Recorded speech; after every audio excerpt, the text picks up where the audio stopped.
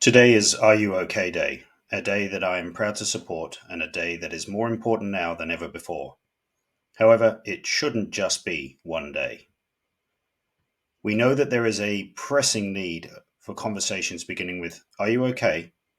Why? Because life knocks us all down. Illness can rob us of confidence and energy. Work or lack of work can make us feel frazzled or inadequate. Falling short of our goals can make us feel hopeless. Death of loved ones can sap us of energy and hope. Relationships breaking up can make us confused, sad, or angry. We all need conversations, and that's why we all need to ask people around us, Are you okay? By giving someone the opportunity and the time to share what they're feeling, we're giving that person something truly invaluable. We're giving that person a sense of connection and a sense of belonging.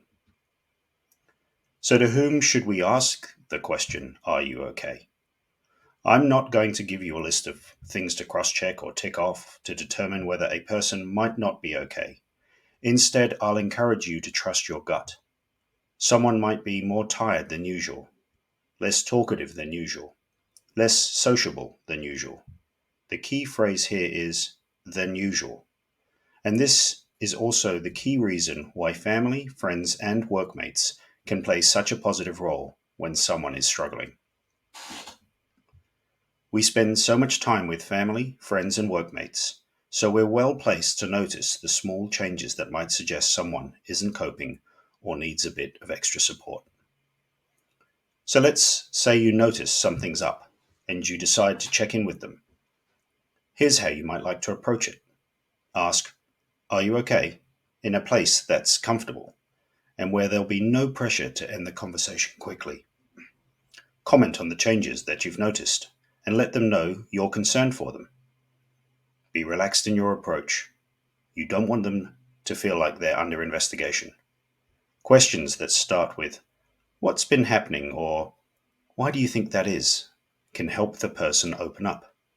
If they do say they're not okay, well, what do you do next? You listen without judgment. And this can be the hardest thing to do. We live in a world where so many things can be fixed, and it can be tempting to jump in and try to push someone's worries away.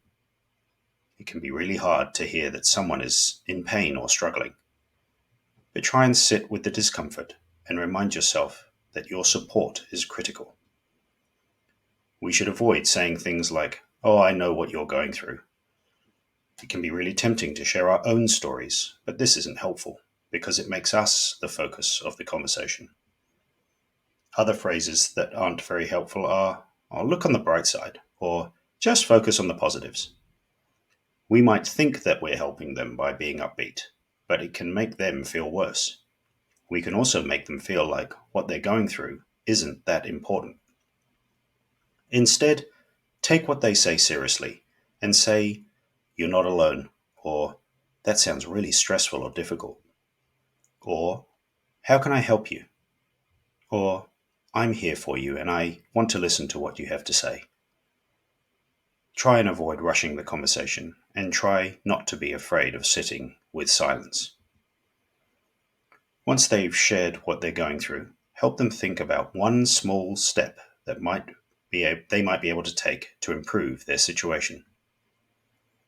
It could be that they need to see their doctor or a psychologist if they've been feeling really low for more than 2 weeks. They might need to talk to their boss about an issue that's been taking place at work.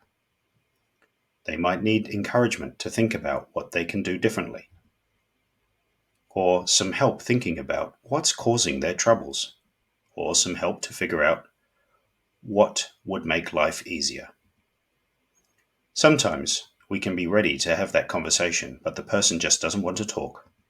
That's okay. Just let them know that you're always ready to have a chat when they're ready. Whether the conversation takes place or they would rather not talk just yet, make sure you follow up with them.